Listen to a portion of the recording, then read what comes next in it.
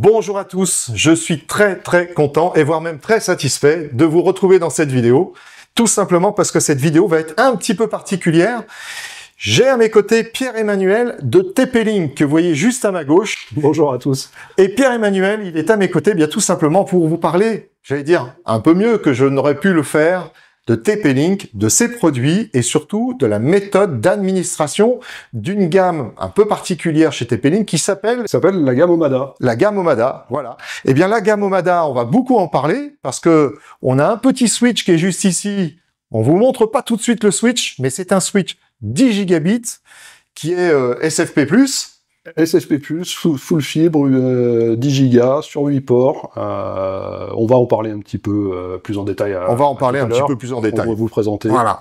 Et ça va nous donner l'occasion, vous montrer un petit peu ce switch, vous expliquer pourquoi il est sur la table. Alors pourquoi? C'est très simple.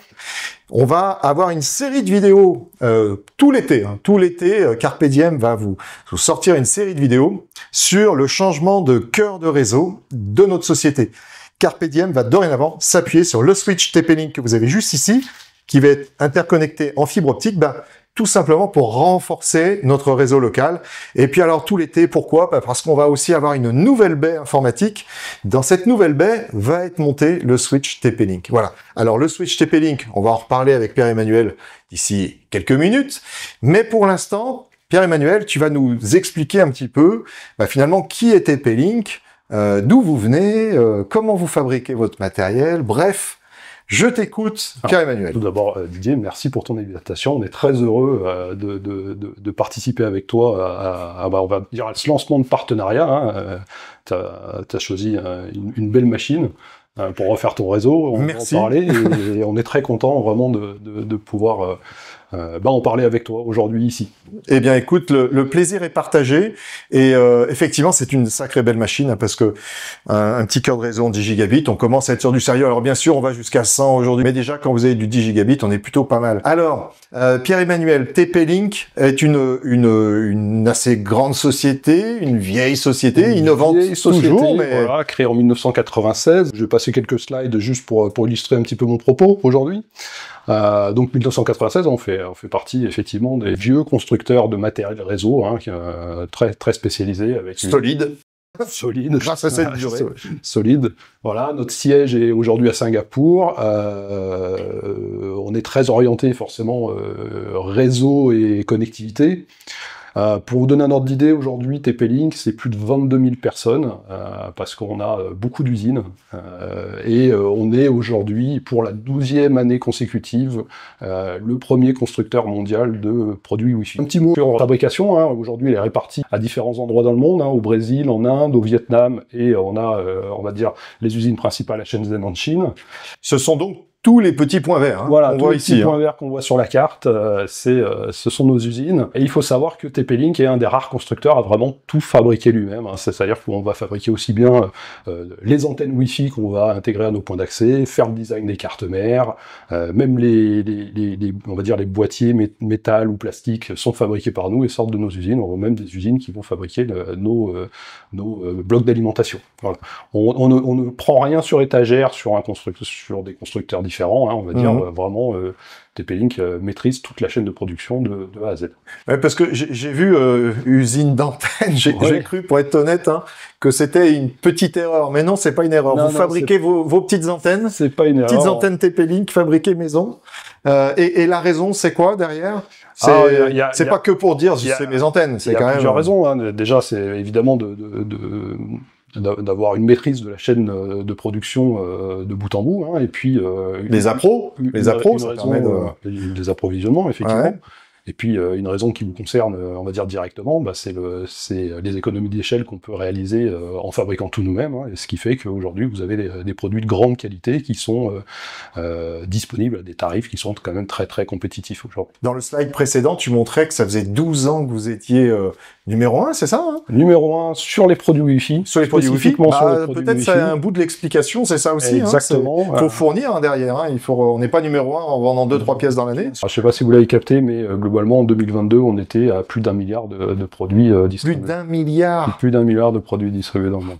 Il se la joue un peu, mais qu'est-ce que vous laissez ça quand on est presque numéro 1 de tout? Non, je déconne. Mais c'est bien, effectivement, 1 milliard, vous vous rendez compte, 1 milliard de produits distribués. Je sais pas si on peut se rendre compte un petit peu finalement de l'infrastructure, des infrastructures qu'il faut. Et c'est pour ça que vous fabriquez dans tous les pays, quoi. C'est pour ça qu'on fabrique de tous les pays. Tous les pays. C'est en tout aussi cas, pour avoir... les continents, on va dire, tous les pays peut-être pas, mais dans beaucoup de continents, vous êtes présents. Et donc, ça veut dire quoi? Ça veut dire que chacune de ces usines fabrique l'entièreté de la gamme, ou alors vous avez quand même... les usines sont spécialisées. Des usines spécialisées. Ouais, D'accord. Elles ont leur secteur de production spécifique. Oui. Vous saurez dorénavant que si vous achetez du matériel TP-Link, la petite antenne, c'est également du TP-Link, ça ne sort pas de je ne sais où, comme tu disais, vous achetez pas ça sur étagère, c'est-à-dire qu'ils fabriquent ça en interne. Ça, c'est notre répartition en France. Alors, notre siège social est à Vélizy. Déjà, ça, c'est bien. Alors, voilà, déjà, des équipes en France. Des équipes en France. Hein, voilà. C'est pas forcément toutes les marques qui ont des équipes en France. Donc, et puis, alors même, je peux dire, nous, on est d'Écully. Vous savez, c'est une toute petite ville à côté de Lyon. Globalement, c'est par là. Ils sont à Lyon. Ils sont à Lyon, donc c'est pour ça qu'ils sont là. On est présent à Lyon. Je fais personnellement partie de l'équipe lyonnaise en tant qu'ingénieur avant-vente. Hein. Mais voilà, on a aujourd'hui une vraie volonté de se rapprocher de nos partenaires et d'être en proximité, hein, on va dire. C'est pour ça qu'on est là aujourd'hui. Hein. On est très heureux de faire cette vidéo avec toi. Également. Je te remercie. Et puis on développe nos équipes. Hein, on ne fait qu'augmenter nos effectifs pour et alors, actuellement en France, c'est 41 personnes. C'est 41 personnes, alors pas pas forcément que sur la partie B2B. Ouais. Hein, c'est 41 personnes pour la partie B2C et pour la partie B2B, la distribution qui est faite, hein, bien sûr. Mais voilà, par contre, la partie, c'est 6 personnes en avant-vente, support, dont je fais partie. Ça, c'est rassurant, déjà. Ça, qu'on soit client ou qu'on soit revendeur de TP-Link, hein, évidemment, TP-Link a malheureusement pour nous d'autres revendeurs, mais heureusement pour eux, c'est quand même rassurant, et pour le client, et pour le revendeur, de se dire...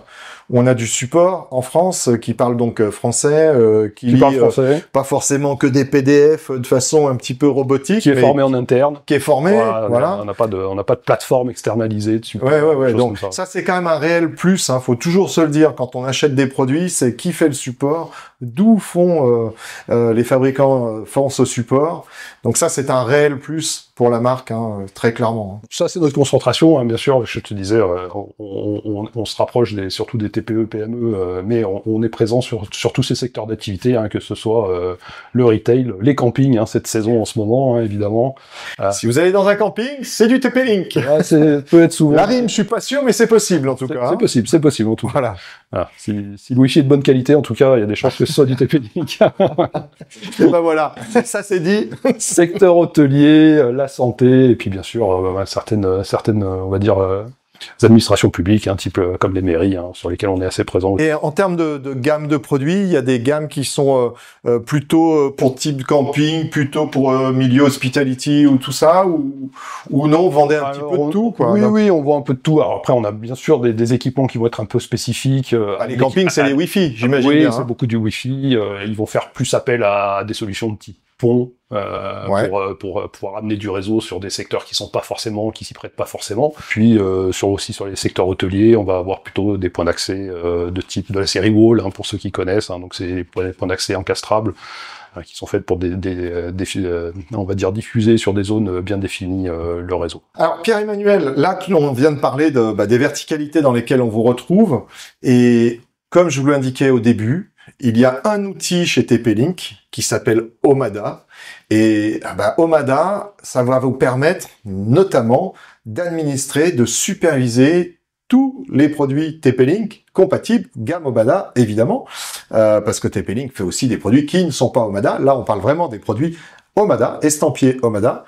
Alors, Pierre-Emmanuel, je crois que tu as 2-3 informations à nous donner, que ça soit par des slides ou ça soit même par tout simplement le site web qui va nous permettre d'administrer ces Omada. Oui, tout à fait. Alors, je peux vous montrer ça, mais je vais déjà vous en parler un petit peu en direct. Omada, c'est une solution de gestion centralisée, hein, qu'on dit Software Defined Network, SDN.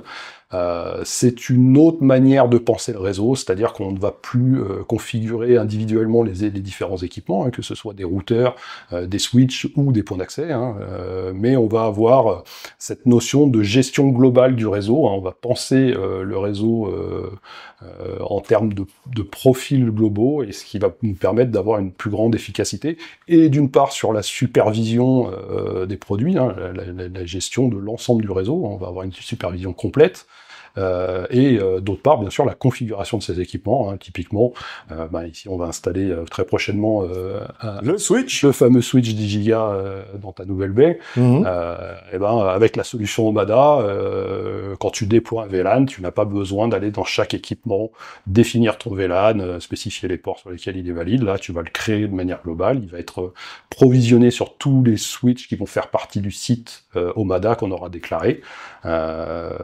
C'est une solution qui fonctionne avec un système de contrôleurs. On a différents types de contrôleurs. On va soit installer du contrôleur matériel, qui vont gérer une centaine, 100, 500 devices. On va pouvoir installer aussi complètement gratuitement, hein, ça c'est important, un contrôleur logiciel, hein, donc là, il suffit de choisir son modèle d'administration, soit l'installer en local sur une VM, soit le dédier chez un hébergeur. Alors ça soit pour le revendeur ou le client ? Alors, c'est vrai pour le revendeur ou le client. Alors, aujourd'hui, on s'adresse à la clientèle, hein, c'est-à-dire que toi, tu auras la capacité, via ton contrôleur, d'administrer tous les sites de tes clients, d'avoir une supervision globale, des remontées d'alerte globales, surtout que, à partir d'un contrôleur logiciel ou d'un contrôleur full cloud, hein, on fournit aussi un hébergement complet pour ceux qui souhaitent ne pas avoir l'administration du logiciel. Il y a des différences entre la version cloud du contrôleur ou la version matérielle ? Oui, alors on va dire que la version full cloud qu'on offre, elle est illimitée en termes de device, hein, il n'y aura pas de limitation. On va conseiller l'installation de contrôleurs logiciels. On le conseille jusqu'à 10 000 devices, hein, mais 10 000 devices, ça fait quand même de... On a de quoi va revenir un petit peu. Ça fait quand même de la place pour administrer un certain nombre de clients.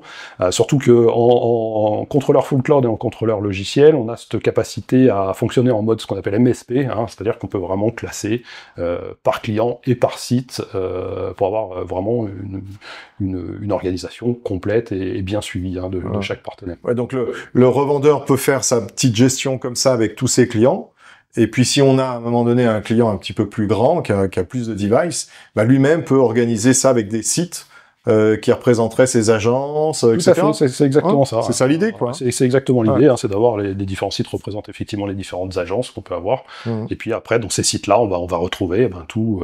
Est-ce qu'on a un routeur? Est-ce qu'on a 1, 2, 3 switches? Est-ce qu'on a 10 points d'accès? On va avoir vraiment cette granularité dans l'administration, on va dire, de nos différents sites. Ok. Et alors là, tout à l'heure, tu parlais de provisioning. Alors, on va pas faire de provisioning dans cette vidéo, mais dans une future vidéo qu'on va vraiment vous faire au moment où on installera ça, là, il va y avoir un provisioning. Donc, on va plus se déplacer finalement avec son petit câble. Enfin, on pourrait peut-être le faire, mais se déplacer avec son petit câble console à travers tous les switches. Oui. C'est fini. Non, c'est fini. C'est fini. En fait, on travaille plus comme ça, quoi. Non, on travaille plus comme ça, effectivement. Hein. Donc nous, on n'a pas de conseil véritablement sur le modèle de contrôleur que vous allez utiliser. Hein. C'est vraiment un choix qui vous incombe. Après, une fois qu'on a défini, qu'on a son contrôleur, qu'on a défini son site, on va brancher ces équipements. Ces équipements-là, ils vont remonter vers le contrôleur. Hein. Donc on a plusieurs solutions pour faire remonter ça. Hein. Soit on est directement sur du local, on a une détection automatique. Soit on va pouvoir aller sur l'interface du produit, donner l'adresse du contrôleur. On a des options DHCP qui permettent de provisionner automatiquement les équipements. Mais le principe est toujours le même, hein, c'est-à-dire qu'on va avoir nos équipements qui vont remonter au contact du contrôleur, on va les adopter directement, ils vont faire partie de notre site. On va directement les adopter dans notre site. Okay. On a aussi une appli sur laquelle on peut tout simplement scanner les produits et les faire adopter directement. Et quand tu dis une appli, on est d'accord, c'est sur le smartphone. C'est une appli sur smartphone, effectivement, que ce soit Android ou iPhone. Je vais vous montrer un petit peu l'interface, peut-être. Une chose qui est possible avec la solution Omada, c'est que on peut créer ce qu'on appelle son TP-Link ID, son identifiant TP-Link, donc c'est une page web qui nous permet de lier tous nos contrôleurs.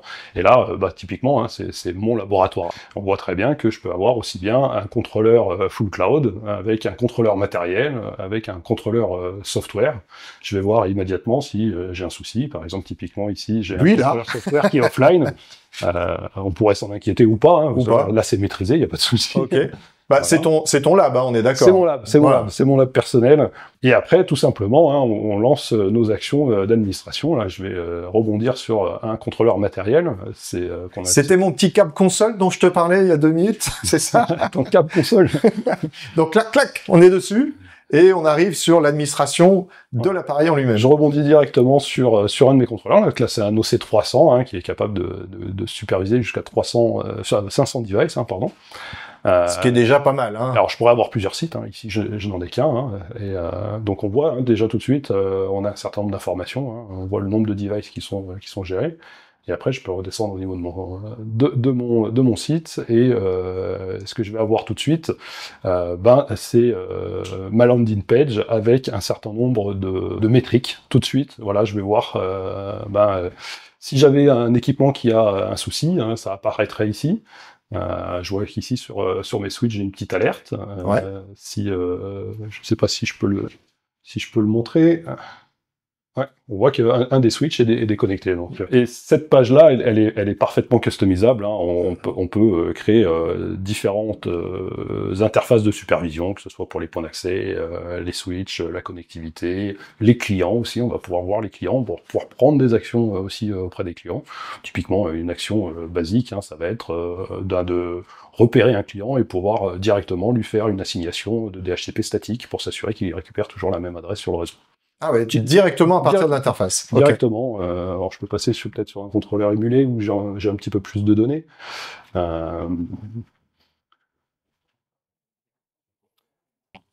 Surveiller leur débit. Je vais avoir un certain nombre d'informations sur les différents devices, où est-ce qu'ils sont connectés, etc. Donc là, le client, c'est un smartphone Android, c'est ça? Voilà, on repère tout de suite quel est le type de client, des PC, on va avoir les... Ça se fait automatiquement, c'est pas quelqu'un qui l'a customisé, ça a détecté smartphone, c'est parfaitement automatique, la détection se fait, on va aller même beaucoup plus loin. Donc là, ici, je pourrais effectivement réserver une adresse sur un des types de réseaux que j'ai définis sur mon... Quand tu dis réserver, ça veut dire quoi? Ça veut dire que tu pourrais presque interdire les autres?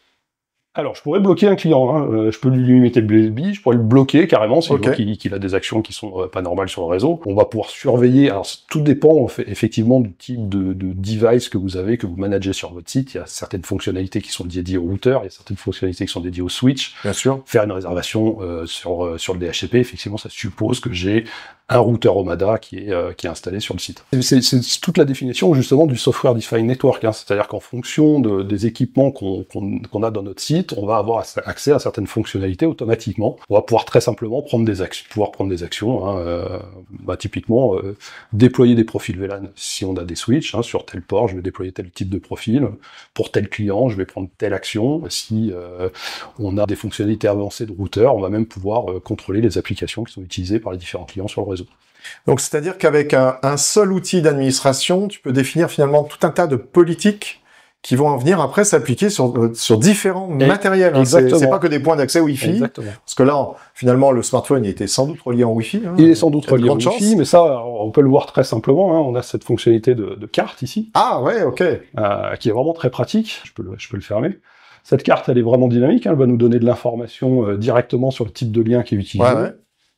Si j'affiche ici les petites étiquettes, je vais voir que, alors ça c'est très pratique, franchement, quand vous avez des switches, tout le monde se souvient de la fameuse feuille Excel qu'on maintenait avec. Je m'en souviens bien. Quel port est connecté à quoi. Très pénible à la longue. Ouais, très pénible à la longue. Qui n'a pas mis à jour le fichier Excel Voilà, c'est jamais à jour. C'est jamais à jour. On maîtrise jamais qui met le nez dans la baie. Ici, c'est dynamique, ça se fait automatiquement. On voit très bien ce switch-là.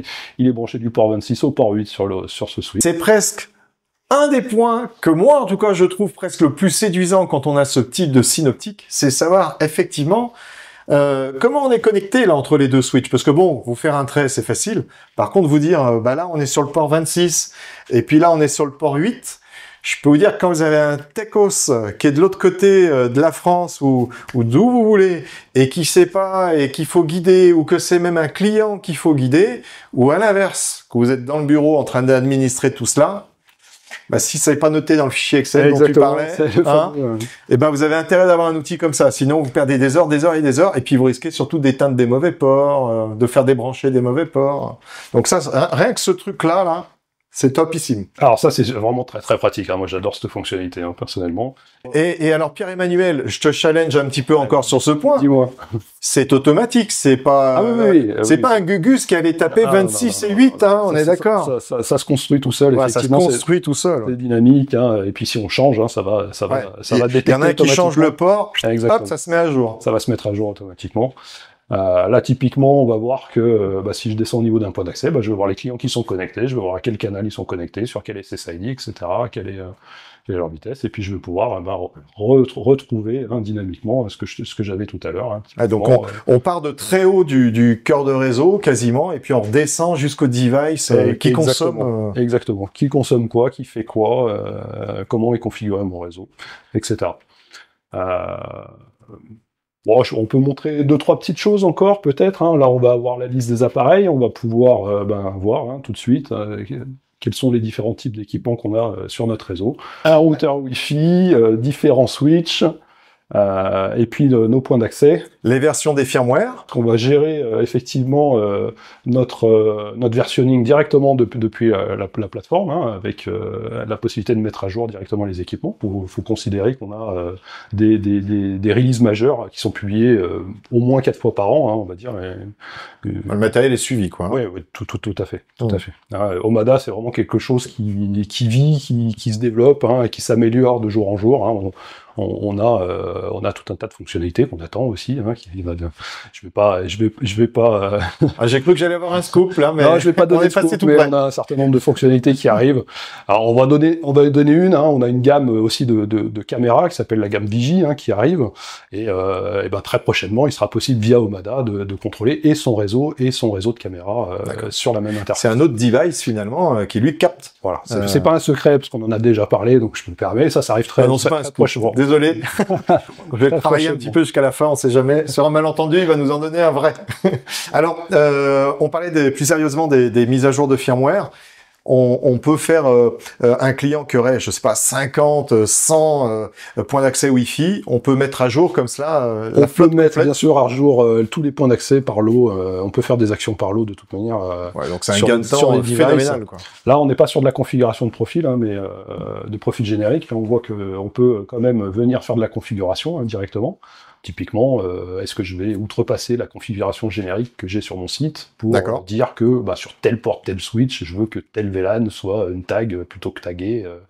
Voilà, on a cette granularité-là, sachant que tout ça, ça se définit très simplement dans les profils de configuration du site qui sont ici. Si je descends là, j'ai mon réseau filaire, hein, je vais pouvoir gérer mon WAN, je vais pouvoir configurer mon LAN, donc j'ai un certain nombre de réseaux qui sont configurés ici, et puis pareillement pour les réseaux Wi-Fi, hein, je vais avoir toute cette partie de création des SSID de mes réseaux Wi-Fi. Tout ça c'est en cohérence, hein, parce qu'un SSID peut correspondre à un VLAN, et donc on a cette capacité à créer des profils qui sont diffusés automatiquement à tous les équipements de notre site. L'interface est très chouette, hein, parce qu'on se rend pas compte là comme ça, mais on a quand même des informations très très pro. Donc avoir des informations pro, souvent ça peut être un peu austère. Là, c'est pas du tout austère, hein. On a de la couleur, on a des graphiques qui sont dynamiques.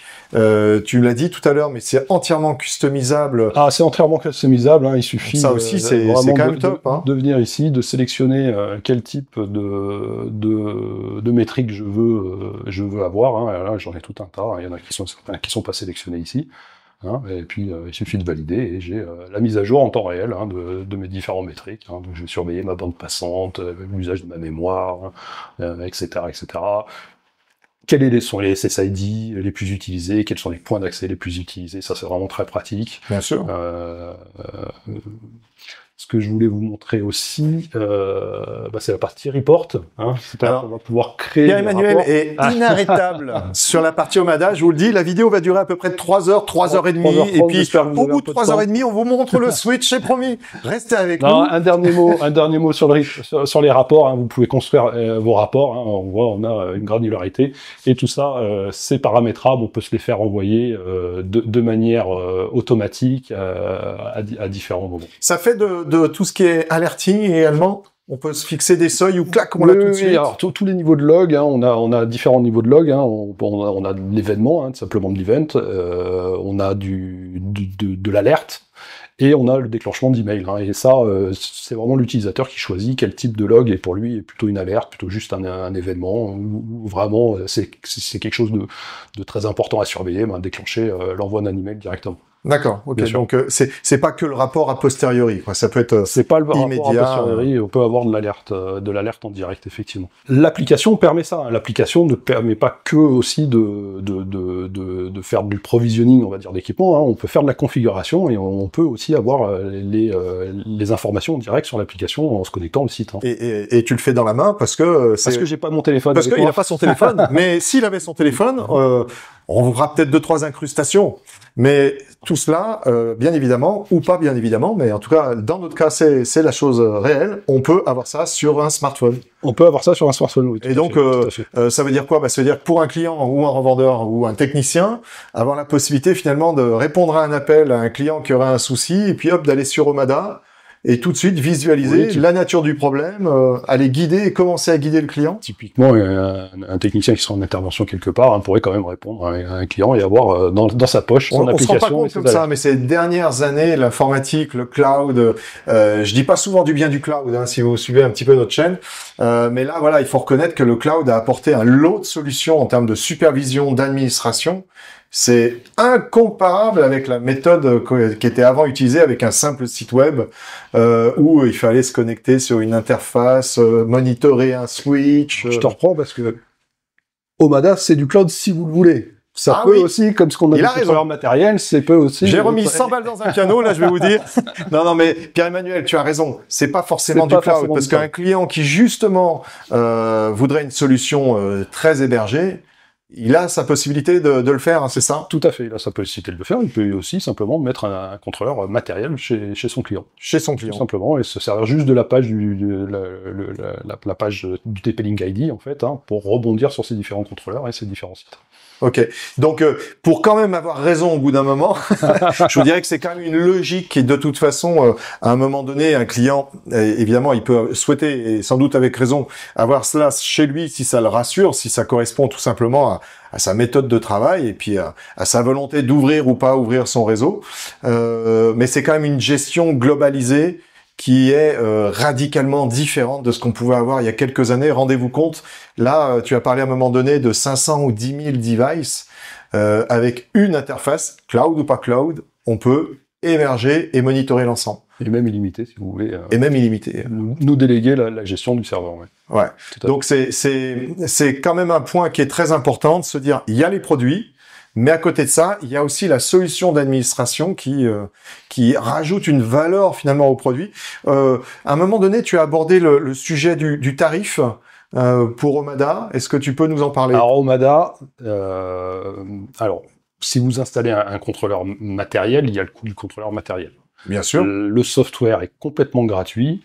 Et en mode CBC, on a un petit forfait parce que il y a le stockage. Hein, le stockage coûte à TP-Link, hein, donc on répercute ça. Alors le mode CBC, tu peux nous dire c'est le full cloud. C'est le full cloud. Ok.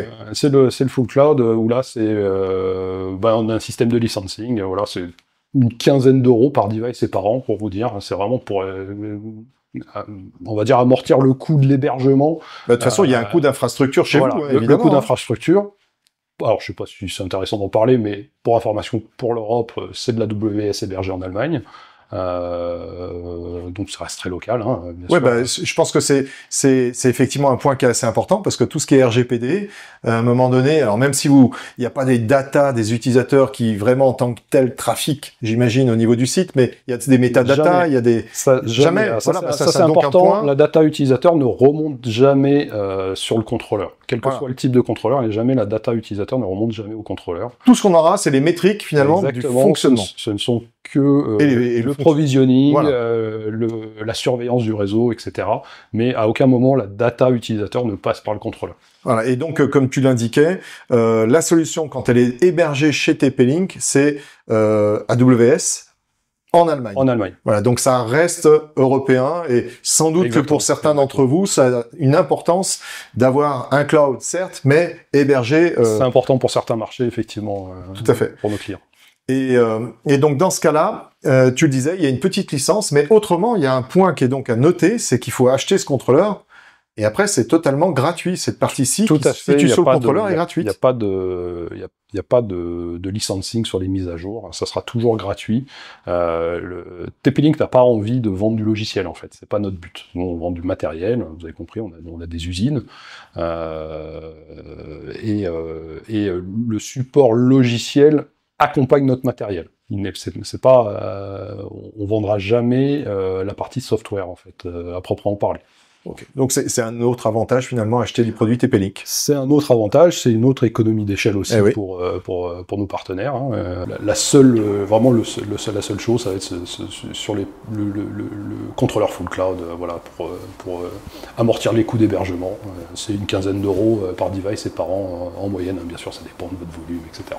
Oui, il y a une histoire après de tranches. Bien sûr. Ok. Alors maintenant, Pierre-Emmanuel, ce que je te propose, c'est que certains ont attendu un petit peu avant de pouvoir connaître les caractéristiques de ce switch 10 gigabits SFP+. Eh bien, c'est le moment du déballage, hein, comme on dit. Et on va parler un petit peu de ces caractéristiques. Et puis, on va vous montrer enfin la tête de ce switch 10 gigabits. Alors, eh bien, c'est parti pour le déballage. Bon. Quand on déballe des PC dans les vidéos de Carpe Diem, je vous dis c'est tout du recyclé au niveau des cartons. J'imagine qu'il en est de même parce que c'est souvent le cas. Et en revanche, pour les matériaux, est-ce que tu as quelque chose à nous dire, Pierre-Emmanuel, sur la partie recyclage? Est-ce que vous avez cette partie-là de connue dans les caractéristiques du matériel TP-Link? Alors, c'est une très bonne question. Oui, évidemment, on utilise du matériel recyclé. Après, je t'avoue, je ne saurais pas te dire à quel niveau... Quel pourcentage aujourd'hui. Je peux sans doute trouver ça. Alors, si je vous trouve l'info, je vous l'incrusterai. Mais voilà, sachez qu'aujourd'hui, de toute façon, c'est à peu près dans tous les types de matériel, réseau ou pas, qu'on va avoir cette empreinte écologique qui va être surveillée par les fabricants. Mais pour l'instant, on passe vraiment, cette fois-ci, à la découverte du contenu. Alors, le contenu, un câble d'alimentation avec une alim qui rentre directement dedans. Pourquoi, Emmanuel? C'est un switch avec une alim interne, tout simplement. Une alim interne, voilà. Il n'y a pas un petit boîtier externe qui se promène. Et puis, c'est quand même un switch full 10 Go, 8 ports. Peut-être tu peux expliquer pourquoi tu as fait ce choix. Je vais vous expliquer tout ça. Mais d'abord, regardez voir un petit peu ce que je trouve à l'intérieur. J'insiste sur un petit point. Ça fait un petit moment qu'on a ce switch. Pour dire les choses, ce switch nous est gentiment offert par la marque TP-Link, que ça soit su vraiment au moment où on réalise cette vidéo et au moment où vous la voyez. Donc je remercie TP-Link pour nous avoir tout simplement accompagnés dans cette démarche. Et deuxième point, on a le câble console. C'est-à-dire que si vous souhaitez vraiment administrer votre switch localement avec le PC raccordé dessus, ils ont pensé à vous. Sinon, Omada. C'est quand même beaucoup plus simple. Alors, les petites languettes de fixation pour le rack 19 pouces. Et je vous sors tout de suite le switch, les petits, je ne sais pas du tout comment on appelle ça, les petits bouts de plastique. Les tampons, les supports, voilà. Ça a plusieurs noms. C'est au cas où vous le posiez sur le bureau, quoi. Bon, je suis pas sûr, mais...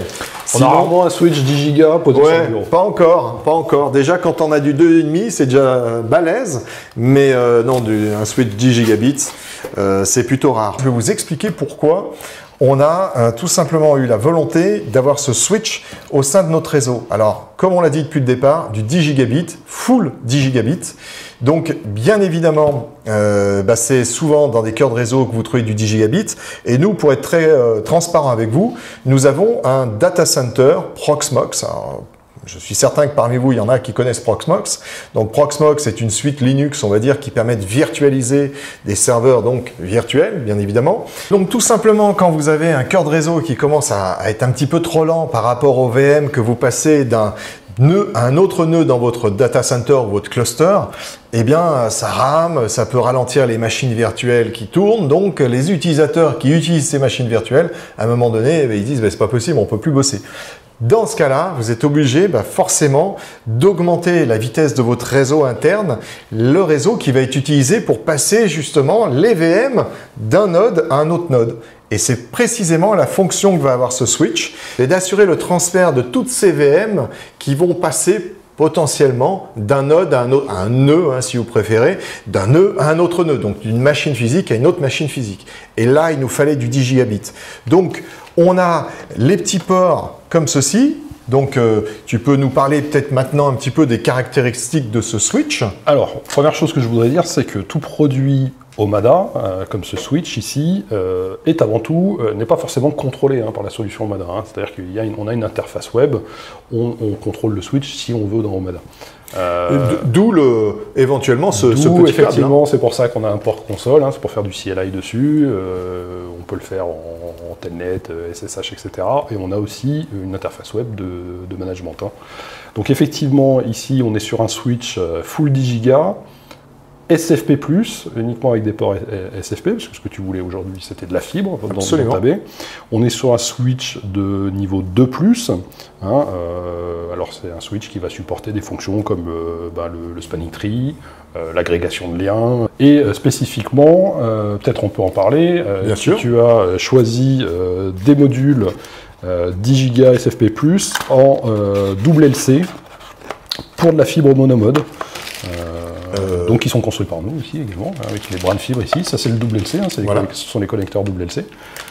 Donc on a nos modules SFP qu'on va venir insérer directement ici dans les cages. Donc ce sont les modules de chez TP-Link, Bien sûr. Vous pouvez le voir ici. Ouais. C'est fabriqué, tout à l'heure tu nous parlais de fabrication, c'est fabriqué par TP-Link. C'est fabriqué par TP-Link. Ok, on est sur comme le reste de la gamme. Donc typiquement, on va venir mettre nos modules directement dans les cages SFP, ça va être sécurisé.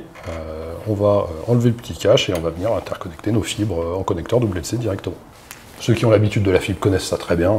Et donc on va pouvoir effectivement avoir de la redondance de liens, pouvoir faire des liens à plus de 10 Go en faisant ce qu'on appelle du lag, de l'agrégation de ports. Je ne sais pas si c'est une fonctionnalité que tu vas utiliser.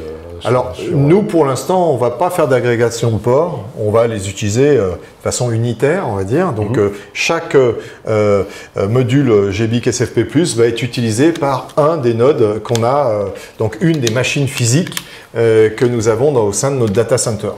D'accord. Mais effectivement, pourquoi pas un jour prévoir, on peut peut-être même en prévoir deux pour croiser tout cela, sécuriser le fonctionnement de notre cœur de réseau. Tout à fait, et puis surtout, si on a plusieurs switches, la fonction spanning tree permet de faire un calcul efficace des routes, toujours prendre les routes les plus efficaces, couper les liens qui sont redondants. Qui ferait des boucles. Qui ferait des boucles, effectivement, avec du... Gros problème au sein d'un réseau. On n'a pas en 10 gigabits, je pense que ça ne doit pas s'amuser longtemps. Ah, voilà. Mais ça n'arrive pas quand on fait la bonne configuration, normalement, justement, avec le spanning tree. Et puis surtout, ça permet de restaurer des liens qui ont été coupés. En cas de coupure du lien principal, du lien le plus efficace, ça permet de remonter un lien secondaire, directement.